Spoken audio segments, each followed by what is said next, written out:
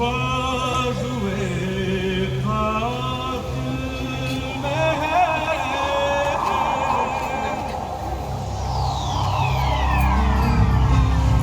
मैं वही वृक्ष हूं, वही पीपल का दरख्त जिसने क्रांतिकारियों के सड़ा हूं यहां। बहुत कुछ देखा है मैंने, बहुत कुछ सुना है। मेरी शाखों पर अपना डेरा बसाते हैं, उन हवाओं से जो दूर दूर आनी, जड़ों से जो जमीन के भीतर दफन हजारों बरस पुराने किस्से और कहानियां खोज लाती है और मुझे सुनाती है। उन्हीं किस्से का गंगा जमुना सरस्वती के संगम पर हजारों का वर्णन ऋग्वेद में भी मिलता है।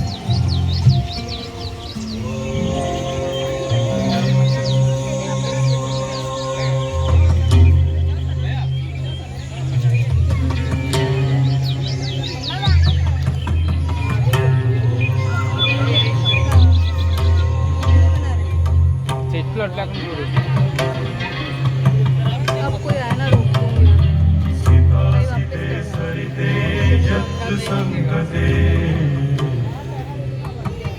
तत्प्लुतासो हिममुक्तपन्तति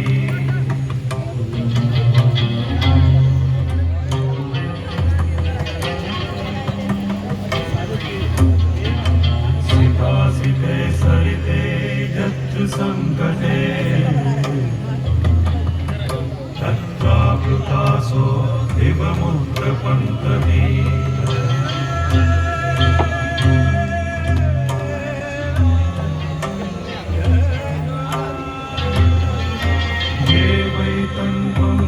विसृजन्ति धियासे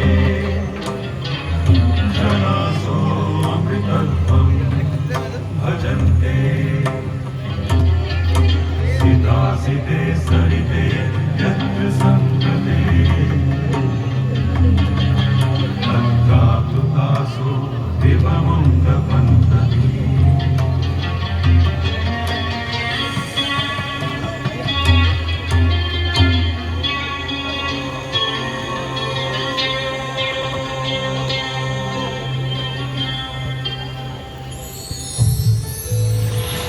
जो मनुष्य श्वेत श्याम नदियों के संगम पर स्नान करते हैं उन्हें स्वर्ग की प्राप्ति होती है, और जो धैर्यवान मनुष्य इसके किनारे अपनी देह त्यागते हैं उन्हें सीधे मोक्ष की प्राप्ति होती है।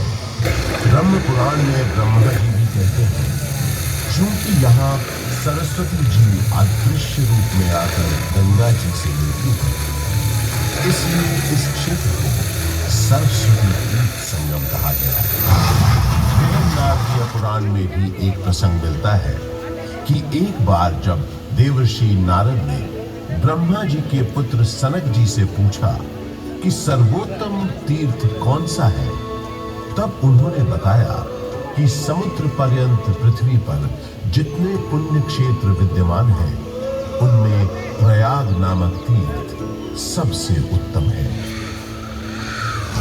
यहाँ पर ब्रह्मा जी ने स्वयं कई यज्ञ संपन्न किए थे, इसलिए प्रयागराज को तीर्थों का राजा भी कहा जाता है। तो ऐसे पावन तीर्थ पर बसा है हमारा प्रयागराज। ये उन 4 शहरों में से भी एक है जहां विश्व प्रसिद्ध कुंभ मेले का आयोजन होता है। चलिए आज मैं उसे पाने के लिए भयंकर युद्ध हुआ। ये देखकर गरुड़राज सुरक्षा के विचार से इस अमृत कुंभ को लेकर क्षीर सागर की कुछ बूंदें छलक कर गिर पड़ी, और इन बूंदों से उन नगरों की नदियों के पानी में अमृत जैसे गुण। यही कारण है कि इन 4 नगरों में हर 12 वर्षों पर कुंभ का पर्व मनाया जाता है। लाखों श्रद्धालु साधु संतों के सैकड़ों अखाड़े गंगा जी में स्नान करने आते हैं, संगम किनारे सत्संग करते हैं, धूम दबाते हैं। साधु संतन सब कहे हर हर गंगे,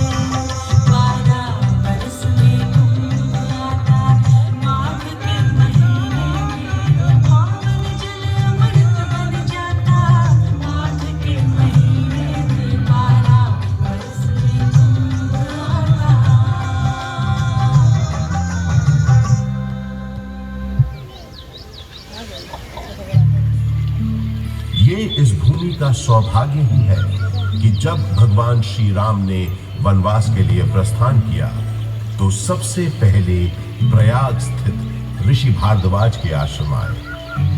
महर्षि भारद्वाज एक महान तपस्वी व ज्ञानी महर्षि थे। रामचरितमानस में गोस्वामी तुलसीदास जी ने लिखा है कि भारद्वाज मुनि बसहि प्रयागा, अर्थात भारद्वाज मुनि का निवास स्थान प्रयागराज है। ऐसा माना जाता है कि भगवान श्री राम ने वन जाते समय यहां रात्रि निवास किया था। भारद्वाज ऋषि ने भगवान राम को विदा करते समय बताया था कि आगे जाने पर आपको एक बरगद का पेड़ मिलेगा जिसे शामवट कहते हैं। इसके नीचे बहुत से सिद्ध पुरुष निवास करते हैं। ये शामवट ही आज का अक्षय वट है। इस अक्षय वट के महत्व का वर्णन पुराणों में स्पष्ट रूप से किया गया है।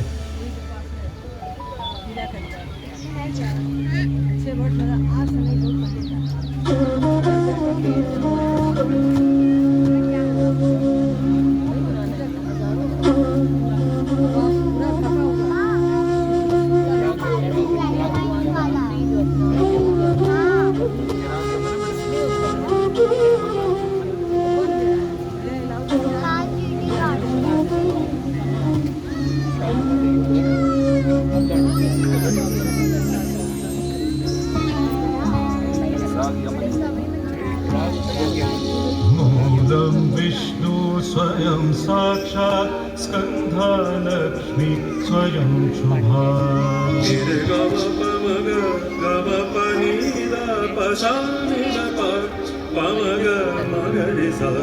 मूलं विष्णु स्वयं साक्षात् स्कन्धालक्ष्मी स्वयं शुभा।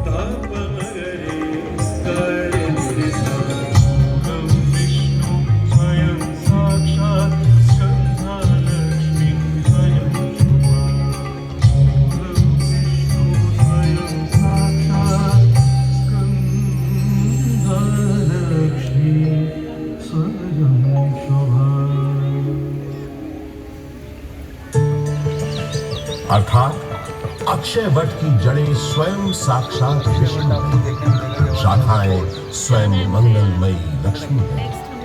उसके पत्तों में देवी सरस्वती वास करती है तो उसके पुष्पों में भगवान शंकर, चतुरानंद ब्रह्मा जी इसके फल हैं और विष्णु जी इन सब का आधार है।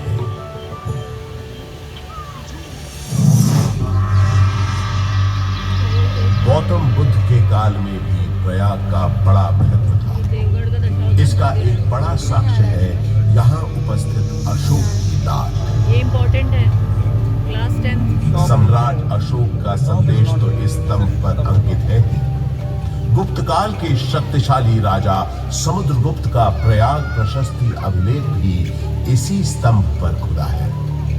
16वीं शताब्दी के अंत में सम्राट अशोक का ये स्तंभ उस किले का हिस्सा बन गया जिस किले का निर्माण संगम के किनारे मुगल बादशाह अकबर ने करवाया था। बुद्धं शरणं गच्छामि, धम्मं शरणं गच्छामि, संघं शरणं गच्छामि। गच्छामि।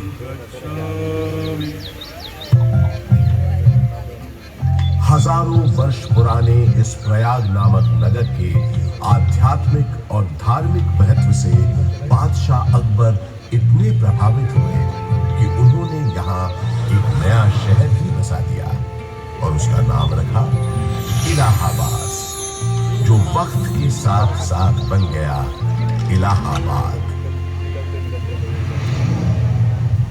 अपनी भौगोलिक स्थिति, सुंदर आबोहवा और राजनीतिक महत्व की वजह से इलाहाबाद ब्रिटिश हुक्मरानों को भी बेहद पसंद आया और कुछ ही समय में ये शहर ब्रितानी हुकूमत का एक महत्वपूर्ण केंद्र बन गया। इलाहाबाद हाईकोर्ट इसका एक जीवंत उदाहरण है। देश के 4 उच्च न्यायालयों में से तो एक ये है ही। इसके अलावा अनेक महत्वपूर्ण और ऐतिहासिक फैसले देने का श्रेय भी इस न्यायालय को जाता है। शिक्षा के प्रसार के लिए अंग्रेजों द्वारा बनाया गया इलाहाबाद विश्वविद्यालय इस शहर को उनका दूसरा महत्वपूर्ण योगदान था। इलाहाबाद विश्वविद्यालय की स्थापना 16 नवंबर 1887 को हुई। पूरब का ऑक्सफोर्ड कहे जाने वाले इस विश्वविद्यालय का शुरुआती नाम न्यूयॉर्क सेंट्रल कॉलेज था। यहाँ का विजयनगरम हॉल और 7 खंडी मीनारें इतनी सुंदर और आकर्षक है कि आते जाते लोगों की निगाहें बरबस अपनी ओर खींच लेती है। 20वीं सदी की शुरुआत से ही इलाहाबाद हिंदी साहित्य का एक बहुत बड़ा केंद्र बनकर उभरा। ऐसी ही कुछ प्रसिद्ध शख्सियतों के नाम एकाएक तब याद आते हैं जब इस शहर से जुड़े साहित्यकारों की बात होती है, जैसे हास्य व्यंग के मशहूर शायर अकबर इलाहाबादी साहब, फिराक गोरखपुरी जो उर्दू के जाने माने शायर तो थे ही, अंग्रेजी भाषा के भी प्रकांड पंडित थे, महादेवी वर्मा हिंदी की सशक्त कवियत्री जो आधुनिक मीरा के नाम से भी जानी गई, सुमित्रा नंदन पंत हिंदी साहित्य के छायावादी युग के महत्वपूर्ण स्तंभ, मधुशाला के लेखक और हिंदी साहित्य के पुरोधा कवियों में से एक हरिवंश राय बच्चन और अपने नाम ही के अनुरूप हिंदी भाषा के निराले कवि सूर्यकांत त्रिपाठी निराला, जिनकी ये कविता तो अद्भुत है। देखा मैंने उसे इलाहाबाद के पथ पर, वो तोड़ती पत्थर, चढ़ रही थी धूप गर्मियों के दिन, दिवा का तमतमाता रूप, उठी झुलसाती हुई लू, रुई जो जलती हुई भूख, गर्द चेंगी छा गई, प्राय हुई दोपहर, वो तोड़ती पत्थर देखा मैंने उसे इलाहाबाद के पथ पर, देखा मैंने उसे इलाहाबाद के पथ पर। कला और साहित्य के साथ साथ राजनीति का भी खास गढ़ रहा है प्रयागराज। स्वतंत्रता संग्राम के अनेक शूरवीरों और गणमान्य व्यक्तियों का नाता इस शहर से रहा है, जैसे पंडित मोतीलाल नेहरू, राजश्री पुरुषोत्तम दास टंडन, महामना मदन मोहन मालवीय आदि। स्वतंत्र भारत के पहले प्रधानमंत्री पंडित जवाहरलाल नेहरू का जन्म इसी शहर में हुआ था। उनका घर आनंद भवन स्वाधीनता संग्राम की गतिविधियों का एक बड़ा केंद्र था, जिसकी वजह से प्रयागराज भी आजादी की लड़ाई का एक महत्वपूर्ण हिस्सा बन गया। आजादी की बातें करें तो मुझे याद आता है सन 1857 का स्वाधीनता संग्राम, जिसका गवाह मैं खुद रहा हूं। अनेकों भीषण लड़ाइयां मैंने देखी। एक बार तो मुझे लगा था कि बस हमें विदेशी हुकूमत से छुटकारा मिल ही गया, लेकिन इसे बदकिस्मती कहें कि अंत में बाजी पलट गई। परंतु इन युद्ध की वजह से इलाहाबाद एक दिन के लिए ही सही भारत की राजधानी बना। वो दिन था 1 नवंबर 1858 उस दिन प्रयागराज के मिंटो पार्क में एक शाही दरबार लगा था, जिसमें लॉर्ड कैनिंग ने महारानी विक्टोरिया का महत्वपूर्ण घोषणा पत्र पढ़ा। आज 1 नवंबर 1858 के दिन से हिंदुस्तान में ईस्ट इंडिया कंपनी का राज खत्म हो जाए। अब से इंडिया में मलिका विक्टोरिया का राज होगा। इसीलिए वो ब्रिटिश ताज की हुकूमत होगी यहाँ। उस दौर से निकलकर समय के साथ थोड़ा आगे बढ़े तो मुझे याद आता है अपने चारों ओर बाहें फैलाए ये विशाल पार्क, जिसके आंगन में खड़ा मैं आज आपको ये कहानी सुना रहा हूं।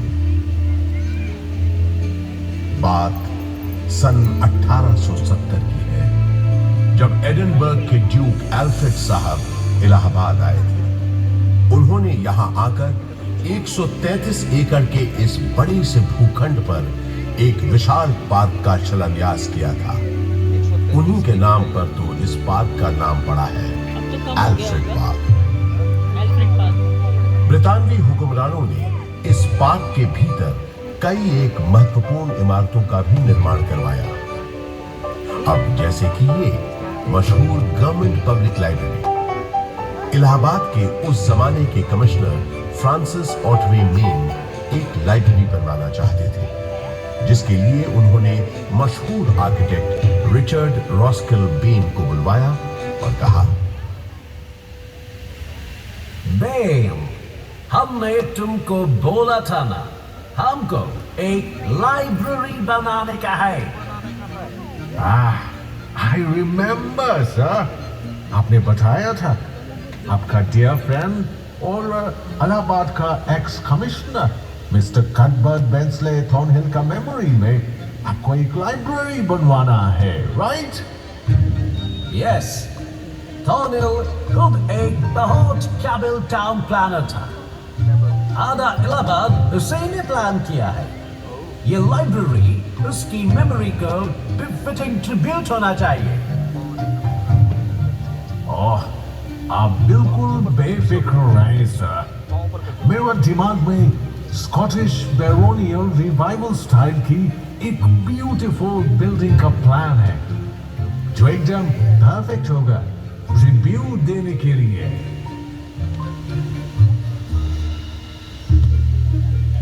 वादे के मुताबिक श्रीमान बेन ने एक बहुत ही खूबसूरत इमारत बनाई, जिसे उस जमाने में थॉर्नहिल मेन मेमोरियल के नाम से जाना जाता था। और आज हम इस शानदार इमारत को गवर्नमेंट पब्लिक लाइब्रेरी के नाम से जानते हैं। यहाँ इस लाइब्रेरी में लगभग 1.25 लाख से भी ज्यादा किताबें और अन्य ऐतिहासिक दस्तावेज मौजूद हैं। पूरे उत्तर प्रदेश में सबसे बड़ी लाइब्रेरी यही है। ये भी जाने लायक है। बहुत सारी विक्टोरिया चीजें इसमें आपको मेमोरियल पता चलेंगी। कोलकाता में है, ये तो सब जानते हैं, This is the memorial। लेकिन उससे थोड़ा छोटा मगर बेहद सुंदर विक्टोरिया मेमोरियल यहाँ प्रयागराज में भी मौजूद है। ये बात बहुत कम लोग जानते हैं। इसी पार्क के अंदर महारानी विक्टोरिया की याद में बनी सफेद संगमरमर की इस न्यू गोथिक शैली की छतरी या कैनोपी का निर्माण सन 1905 में हुआ था, और इसी कैनोपी में उनकी 7.5 फुट ऊंची मूर्ति का अनावरण अगले साल 1906 में हुआ। आजकल वो मूर्ति लखनऊ म्यूजियम में रखी है। मैंने कहा मूर्ति कहाँ गई? इसी विक्टोरिया मेमोरियल के बगल में अंग्रेजों ने एक बैंड स्टैंड भी बनवाया। उस जमाने में ब्रिटिश सरकार के ज्यादातर जलसे और दावतें इसी पार्क में हुआ करती थी। उन कार्यक्रमों के दौरान यहाँ पुलिस बैंड बजाने का रिवाज था।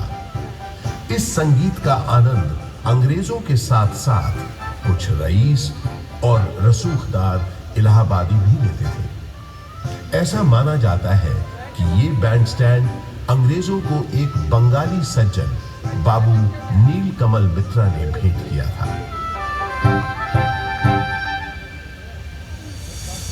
पंडित बृजमोहन व्यास और कुछ अन्य गणमान्य व्यक्तियों के प्रयासों से इलाहाबाद संग्रहालय की एक छोटे से स्तर पर शुरुआत सन 1931 में ही हो गई थी।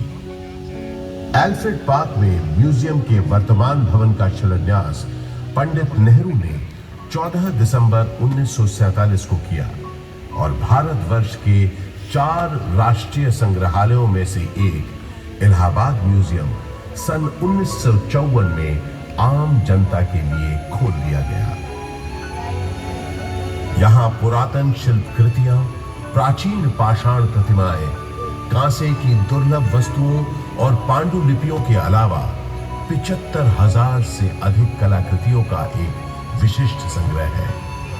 वास्तुकला के इन धरोहरों और अद्वितीय संग्रहालय के अलावा ये पार्क एक ऐसे स्वतंत्रता सेनानी के नाम के साथ भी जुड़ा है जो कभी फिरंगियों के हाथ न आया और हमेशा आजाद ही रहा।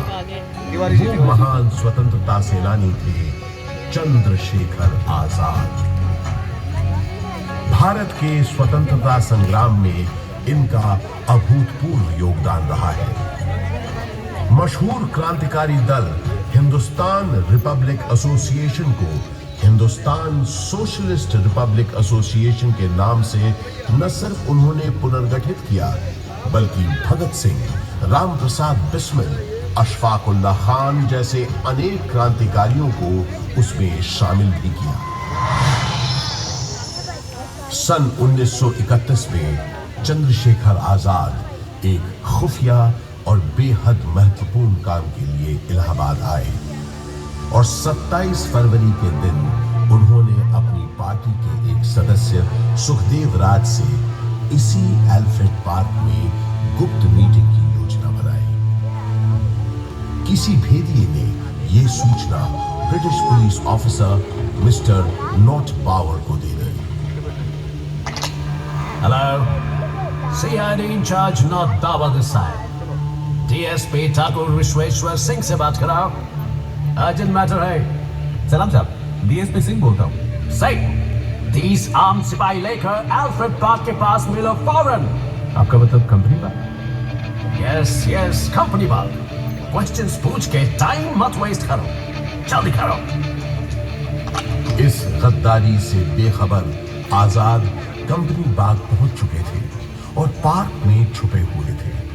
सुखदेव राज भी इलाहाबाद में अपने छुपने के ठिकाने से निकलकर उनसे मिलने तयशुदा जगह पर पहुंच गए। आजाद कहीं दिख नहीं रहे थे। सुखदेव ने उन्हें ढूंढना शुरू किया और आखिर वो दोनों मिल गए। गुरुजी, गुरुजी, गुरुजी। सुखदेव, किसी ने तुम्हारा पीछा तो नहीं किया? आप निश्चित रहें गुरुजी, मैंने यहाँ आते वक्त पूरी सावधानी बरती है। शाबाश सुखदेव, शाबाश। मैंने तुम्हें यहाँ बहुत जरूरी मंत्रणा के लिए बुलाया है। जी बताइए। मैं चाहता हूँ कि तुम और तुम्हारे 4-5 विश्वास पात्र साथी। आजाद और सुखदेव की बातचीत शुरू हुए ज्यादा देर नहीं हुई थी कि नॉट पावर 30 राइफलधारी सिपाहियों के साथ यहाँ पहुंच गया। Mister Chandrashekhar Tiwari, you have been surrounded by police. तुम्हें पुलिस ने घेर लिया है। तुम आज यहाँ से बचकर नहीं जा पाओगे। Surrender yourself. सुखदेव, तुम निकलो फौरन। नहीं गुरुजी, मैं आपको अकेला छोड़कर नहीं जाऊंगा। बहस मत करो, जाओ, ये मेरा आदेश है, जाओ। पर आप जब तक मेरे पास ये मेरी बमतुल बुखारा है, मेरा कोई बाल भी बाका नहीं कर सकता। अब जल्दी जाओ यहाँ से, और जब तक मेरा अगला संदेश न मिले तब तक चौकन्ने रहना, संभल कर रहना। सुखदेव, अब जाओ यहाँ से, तब तक मैं इनको रोकता हूँ। पल भर में नॉट पावर ने आजाद पर गोलियां बरसानी शुरू कर दी। आजाद यहीं बगल में जामुन के पेड़ के पीछे छुपे पुलिस का मुकाबला कर रहे थे। जख्मी होने के बावजूद उस दिन उनकी गोलियों से नॉर्थ पावर और डीएसपी सिंह दोनों को गोली। आजाद के पास गिनती की गोलियां थी, जबकि पुलिस के पास न गोलियों की कमी थी न बंदूकों की। फिर भी आजाद उनसे अपने पास बची आखिरी गोली तक लोहा लेते रहे। आजाद ने प्रण लिया था कि वो हमेशा आजाद रहेंगे। उन्होंने अपना प्रण निभाया और वो हमेशा आजाद ही रहे। उन्होंने अपने पास बची आखिरी गोली से अपने प्राण न्योछावर कर अपनी प्यारी मातृभूमि के लिए आत्म बलिदान दे दिया। स्वतंत्र भारत का सपना अपने दिल में लिए वो शहीद तो हो गए, लेकिन हिम्मत और बहादुरी की मिसाल चंद्रशेखर आजाद हमारे दिलों में हमेशा के लिए अमर हो गए। आज हमारा भारत देश एक स्वतंत्र देश है, तो उसका श्रेय शहीद आजम चंद्रशेखर आजाद जैसे लोगों के उत्सर्ग को, उनकी शहादत हो जाता है, जिन्होंने अपनी जान से भी ज्यादा प्यारी मातृभूमि के लिए हंसते हंसते अपने प्राणों की आहुति दी। आजाद अक्सर कहा करते थे, अंग्रेजों की गोलियों का हम सामना करेंगे। हम आजाद थे, आजाद हैं, आजाद भी रहेंगे।